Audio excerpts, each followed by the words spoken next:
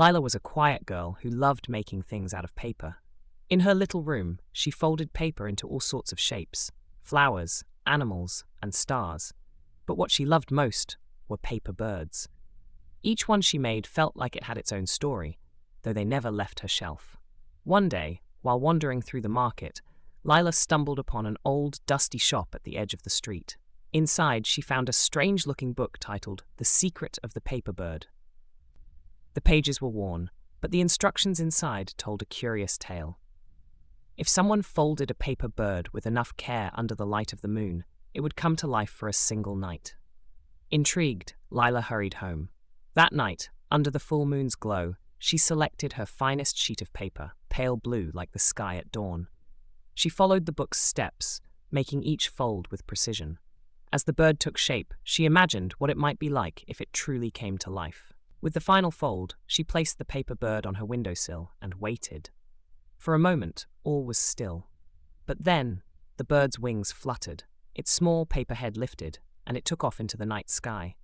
Lila watched in amazement as the bird soared, circling her home before landing gently on her shoulder.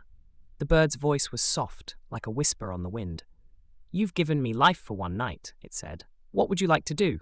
Lila, still in awe, smiled. "I want to explore the world like you, free and full of wonder."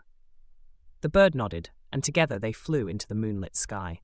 It led her over fields, forests, and lakes, showing her the world from above. Everything looked different from this height, magical and full of possibilities. They soared through the clouds, feeling the cool night breeze, and Lila had never felt so alive. As the night wore on, the bird guided Lila to a peaceful meadow.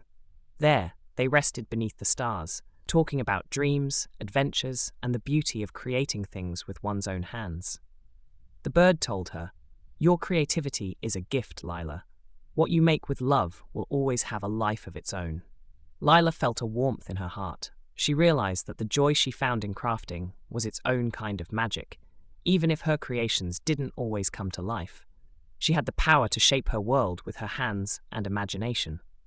As dawn approached, the bird's wings began to fade, its body slowly returning to paper. Lila placed it back on her windowsill, watching as it became still once more. But the magic of the night stayed with her. From that day on, Lila continued making paper birds, each one a reminder of her adventure. And though none of them flew like that first bird, she knew they carried the magic of her creativity within them.